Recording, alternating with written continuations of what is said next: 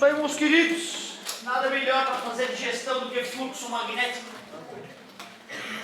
Olha só, como eu te disse, a abstração na física ela é constante e às vezes impede o aluno de entender o que está acontecendo. Às vezes comparar fenômenos físicos que são similares a fenômenos palpáveis mais comuns em nossas vidas é a ferramenta ideal para a gente ter uma chance na hora de entender. Então, para te fazer entender fluxo magnético, fiz uma comparação esdrúxula. Comparei o campo magnético uniforme como um rio perfeito. Um rio perfeito das partículas de água andam todas em movimento retilíneo uniforme. Se recusam a rodopiar ou a fluir em outra direção. Te mostrei um bambolê que, mergulhado neste rio que flui perfeitamente para lá, todos aceitaram aparentemente, acho que é difícil o cara discordar, que quanto mais caudaloso o rio, quanto maior o fluxo das águas do rio, maior a quantidade de água que atravessa o bambolê mergulhado no rio. E aí nós comparamos o fluxo, né, do rio com o valor do campo magnético uniforme na região. Quanto maior o campo magnético numa certa região, maior o fluxo magnético através de uma espira mergulhada nessa região. Todos aceitaram que maior sendo o meu bambolê, mais água passa por dentro dele. Na verdade aqui o nosso bambolê tem o nome de espira. E ela é feita de material condutor. Quanto maior for a área da espira, maior o fluxo magnético por dentro da espira. Absolutamente honesto. E os físicos não medem o ângulo do bambolê com o ângulo da velocidade das águas do rio. Ele prefere medir o ângulo entre a reta normal ao bambolê e a velocidade da água do rio. No caso, nós vamos pegar um vetor. Ó, se isso aqui é uma áreazinha, tá aqui. Agora eu gostei. Ó, se isso aqui é a nossa espira, ó, se isso aqui é a nossa espira, eu vou usar como referência um vetor que é normal à espira. Então, nesse caso, o ângulo entre o vetor normal à espira e o fluxo e o campo magnético é nulo e a área está totalmente voltada para a correnteza desse nosso rio virtual. Portanto, o fluxo é máximo.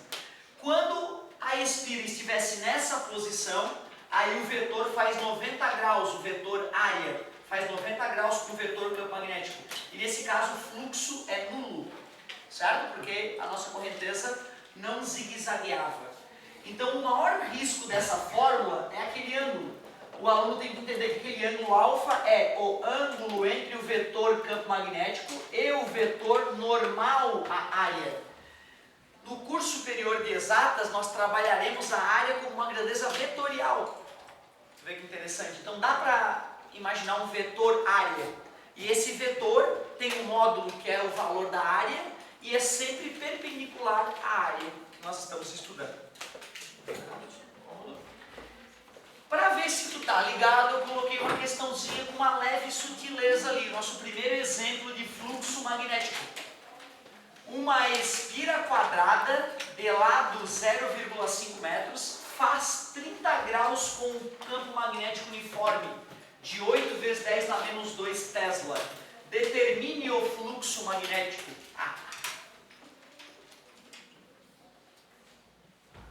Vai. A letra grega φ representa o fluxo magnético. Qual é o valor do campo magnético? Impossível errar. 8 vezes 10 a menos 2 Tesla. Área da espira. Se ela é uma espira quadrada, lado de um quadrado multiplicado por ele mesmo, 0,25 metros quadrados. Difícil errar essa parte também. Área, 0,25 metros quadrados. E aqui que está o perigo. Posso colocar ali cosseno de 30? Não, né? Porque esse ângulo não é o ângulo entre a reta normal, a espira, e o campo magnético. É a própria espira.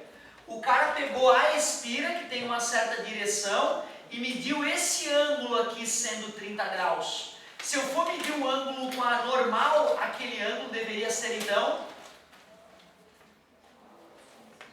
60, né? Aqui, obviamente, a espira está numa posição em que esse ângulo tem mais cara de 30, né? E aquele de 60. Mas se esse ângulo da próprio plano da espira com o vetor campo magnético é 30, então o ângulo alfa, que é medido com a reta normal, deveria ser 60. o desenho aqui não está condizente com a realidade. Então, cuidado. A espira faz com o campo magnético e nós precisamos do ângulo da normal à espira. 90 menos 30, 60. Esse é o perigo. Então, fluxo magnético. 8 dividido por 4 dá 2, vezes 10 na menos 2, e o cosseno de 60 também é 0,5. Fluxo magnético, 10 na menos 2, ou 0,01, no sistema internacional seria Tesla que multiplica metro quadrado. Tesla metro quadrado. Vamos puxar o saco de mais um grande gênio. Vamos a partir de agora chamar de Weber. 0,01 Weber.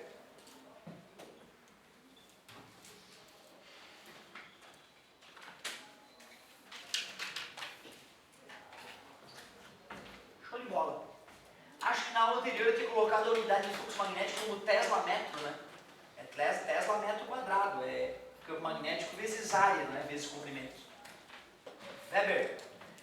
Cara, tu vê, né? O risco do fluxo magnético é tu cair na abstração e ficar, meu Deus, o que é fluxo magnético? Ficar devaneando sobre isso, que é confuso mesmo. Mas pode fazer a comparação do rio, que é uma comparação honesta, por incrível que pareça. E na hora de fazer cálculo, tu não enxergar quem é aquele ângulo na fórmula, é a parte mais perigosa.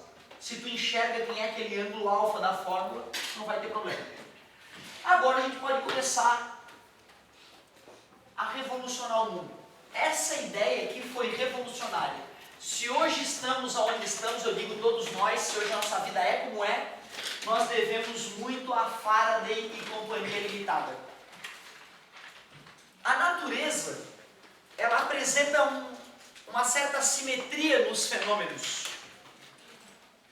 Força gera aceleração nos objetos. Então, se um objeto sofre aceleração, é porque uma força está atuando no objeto. Força gera aceleração. Aceleração necessita de força. O que nós vimos em eletromagnetismo recentemente? Que corrente elétrica gera... cargas elétricas em movimento geram campos magnéticos. Pensando na simetria da natureza, que já foi útil em vários outros momentos dos nossos estudos, eu pergunto, será que um campo magnético não pode gerar corrente elétrica, já que corrente elétrica gera campo magnético? Isso é uma coisa que começou a inquietar os estudiosos. Todos estavam convencidos de que essa simetria deveria existir. Se corrente elétrica gera campo magnético deve gerar corrente elétrica. Só que, se nós pegarmos uma espira, instalarmos nela um amperímetro e aproximarmos dessa espira um ímã, nada acontece. Se esse ímã estiver parado diante de uma espira condutora, o amperímetro não acusa nada de corrente elétrica.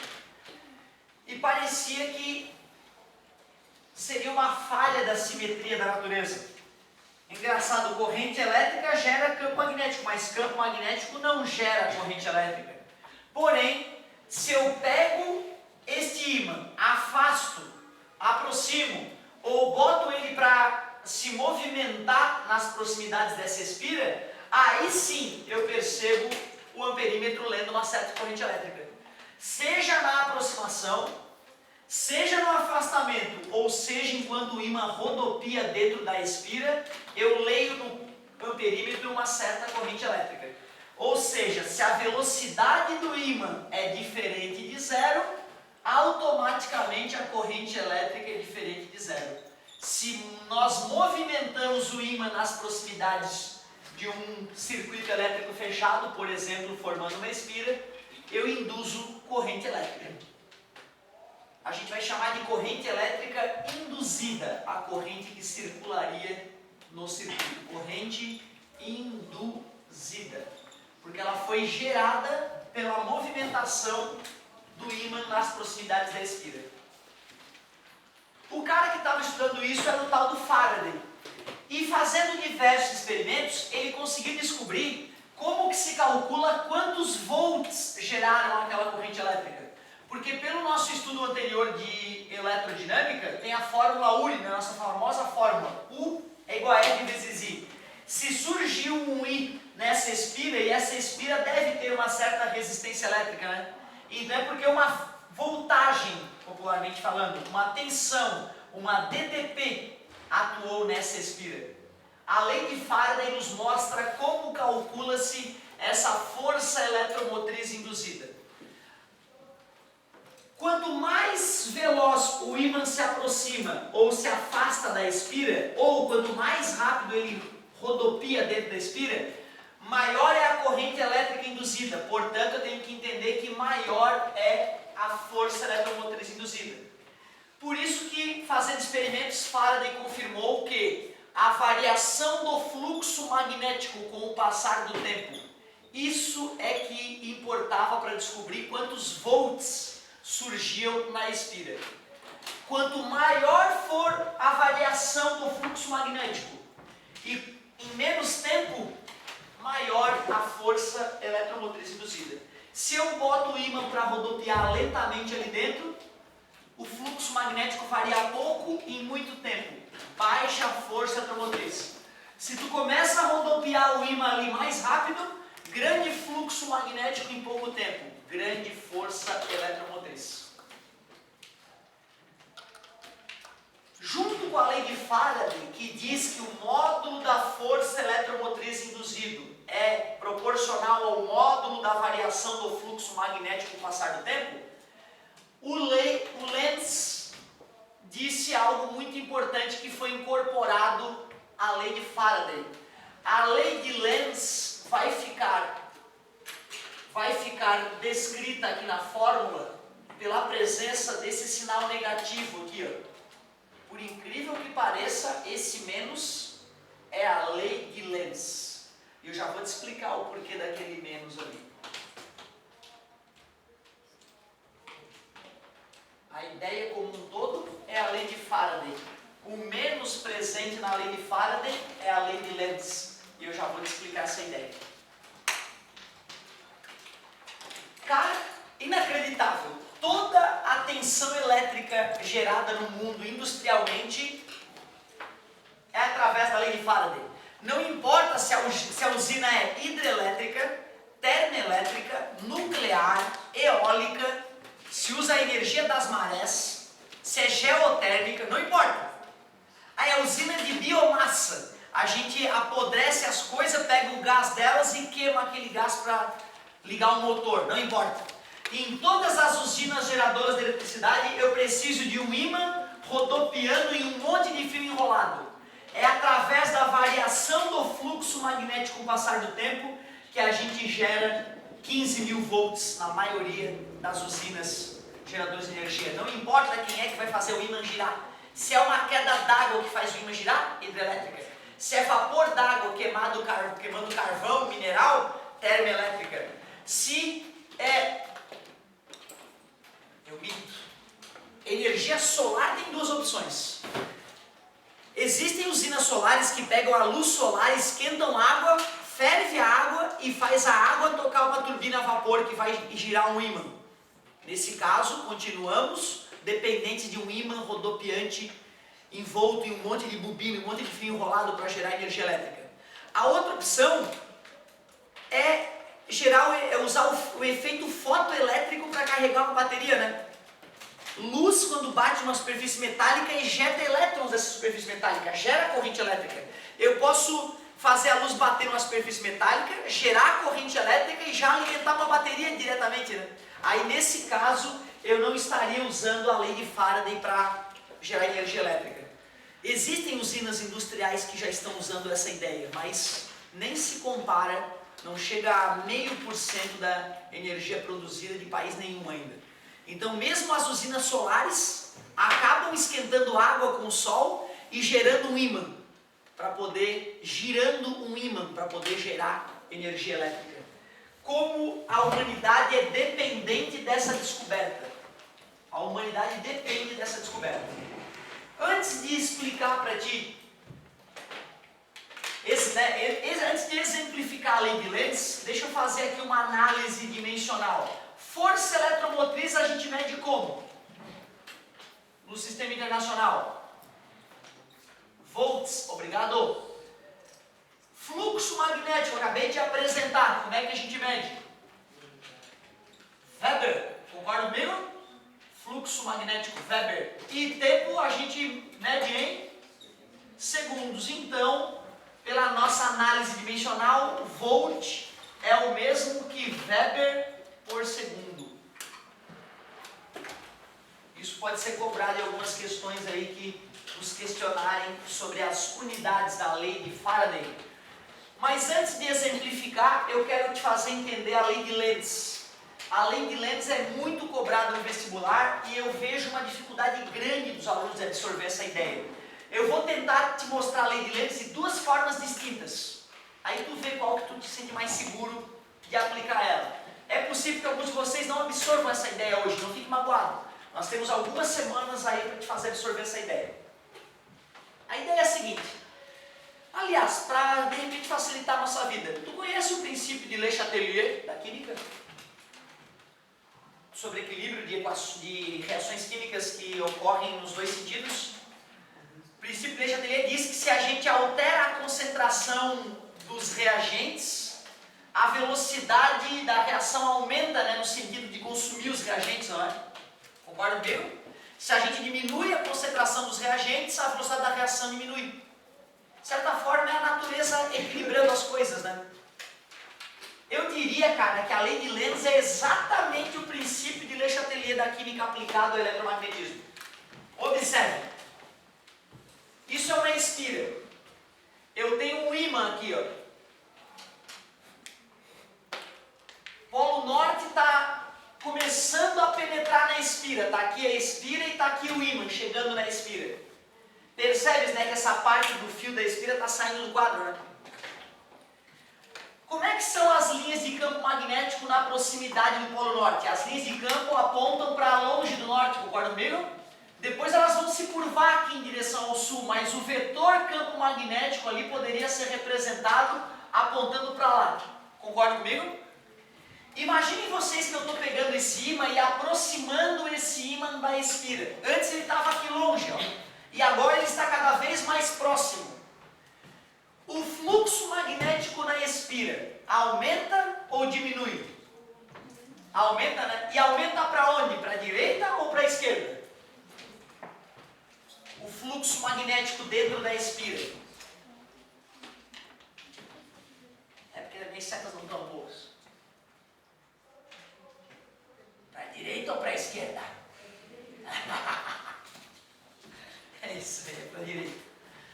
Parece bobagem, mas é muito importante tu entender isso. Ímã se aproximando da espira. Quanto mais próximo o ímã estava, maior era o fluxo magnético para lá. Quando a gente aumentava a concentração dos reagentes, a reação aumentava de velocidade, tentando baixar essa concentração, não é? Para equilibrar, né? Princípio de Le Chatelier. A natureza vai tentar diminuir aquele fluxo magnético que aparece lá dentro. Para que a natureza diminua o fluxo magnético para a direita, já que ele está aumentando, eu vou induzir uma corrente elétrica que gere um campo magnético que se opõe a esse fluxo crescente. Para que eu gere um campo magnético apontando dentro da espira para a esquerda, só se eu pegar na espira com a mão direita, com esses dedos que acompanham o indicador para lá, né? E aí eu teria que pegar o fio de tal forma que meu dedão ficasse para cima. Portanto, a corrente elétrica induzida tem esse sentido. A corrente elétrica na espira, se eu estivesse olhando a espira de frente, né, ela teria esse sentido aqui, ó, anti-horário. Por que que a corrente tem sentido anti-horário? Porque o fluxo magnético estava aumentando para lá. Assim, a corrente induzida gera campo magnético no sentido oposto desse aumento. Mas agora imaginem que eu parei o ímã próximo da espira, parcialmente penetrado nela. Quando eu parei o ímã, existe corrente elétrica?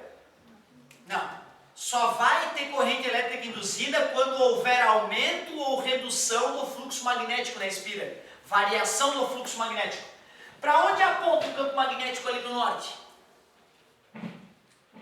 Para a direita, obrigado. Vetor campo magnético. Se eu começo a afastar esse ímã da espira, o fluxo magnético aumenta ou diminui? Diminui, né? Ele apontava para lá, não apontava? Agora que está diminuindo, a natureza vai querer que continue grande. Está diminuindo? Não, eu quero que aumente. Portanto, tu pega os acompanhantes do indicador e faz no sentido oposto. Está diminuindo? Aumenta. E o dedão acaba apontando para baixo. Observem que muda o sentido da corrente elétrica induzida quando eu aproximo ou quando eu afasto o mesmo polo de um ímã de uma espira. Como é que é a geração de energia no mundo? Não é muito prático tu fazer um sistema mecânico que pega um ímã gigantesco e faz ele ir e voltar. Ir e voltar. Tu gasta muita energia para fazer o ímã parar e voltar. É melhor colocar um eixo no ímã e fazer ele girar. Quando eu estiver girando esse ímã aqui dentro da espira, tu aceita que vai ser um efeito parecido do de aproximar e afastar? Por isso que a corrente elétrica industrial no mundo é do tipo alter, indo e voltando nos fios. Então dizer que na tomada tem um polo positivo e tem um polo negativo é um erro. A gente deveria dizer que um dos polos da tomada é o neutro, que está conectado ao planeta Terra, que por definição tem DDP 0 volts. E o fase, que é onde a gente toma choque, se a gente encosta, ele fica positivo e negativo à medida que a corrente elétrica flui num sentido e no outro. Por isso que se nós fôssemos fazer um gráfico da corrente elétrica, ou se preferir, da tensão elétrica em volts, com o passar do tempo na tomada de nossas casas, essa tensão iria de 310 volts aproximadamente a menos 310 volts 120 vezes por segundo. Quer dizer que em muito menos de 0,01 segundo a DDP já sofreu várias alterações. Em nenhum momento ficou 220 volts constante, como a gente supõe, né? Então não custa lembrar que é mentira dizer que a tomada tem 220 volts. É uma mentira para tornar os cálculos dos eletricistas mais fáceis e mais compreensíveis. É muito mais bizarro o que está acontecendo em nossas tomadas, como a gente já alertou. Técnica 1 então. Técnica 1 para que tu aplique a lei de Lenz e permitas descobrir o sentido da corrente induzida. A técnica 1 foi analisar se o fluxo magnético está aumentando ou diminuindo e compensar esta variação com o fluxo magnético gerado na própria espira. Se está diminuindo, eu quero aumentar. Se está aumentando, eu me oponho e quero diminuir. Não se esqueçam que o fluxo magnético tem um componente vetorial ali. Outra forma de pensar. Outra forma de pensar. Tu aceitas que se ao aproximar o ímã do fio, se parte da energia cinética desse ímã está se convertendo em energia cinética dos elétrons, tu concorda que tu deve sentir uma certa dificuldade de empurrar o teu ímã contra a espira? É, né? Não pode estar gerando energia elétrica no fio, não pode estar sendo gerada energia elétrica na espira sem que tu sinta essa energia sendo roubada de ti, né? É tu que está gerando energia quando tu sai correndo com o ímã para perto da espira, né? Parte da energia da tua corrida se transferiu para a corrente elétrica da espira. Caramba, então tu vai sentir uma força se opondo ao ímã. Tu, porra! Se tu corta o fio, tu passa normal. Ah, não sinto nada. Se tu emenda o fio, tu, porra, que difícil empurrar esse ímã. Que viagem, né? Tu vai sentir uma força se opondo ao movimento do ímã. Qual é a explicação para isso acontecer? Que do lado esquerdo da espira está surgindo um polo norte e do lado direito está surgindo um polo. A espira está se comportando como um eletroímã, né? Para tu sentir o ímã sendo repelido, tem que ter o polo norte repelindo o polo norte que se aproxima. Para que essa espira tenha o polo norte na esquerda e o polo sul na direita, os campos magnéticos emergem na direita e penetram no sul na direita e emergem na esquerda no polo norte, né? Confirma a mesma corrente que nós tínhamos desenhado na situação anterior. Se esse ímã já está próximo da espira e eu vou querer afastá-lo, o que nós sentiríamos? Ele sendo repelido ou atraído? Quando eu começar a puxar o ímã, eu vou sentir uma força se opondo ao movimento. Isso só se explica se essa espira estiver se comportando como um eletroímã, onde do lado esquerdo está o polo e lá o polo norte. Para que as linhas de campo possam emergir do polo norte e penetrar no polo sul, só se eu pegar esse fiozinho da espira que sai do quadro com a mão direita, com a corrente para baixo.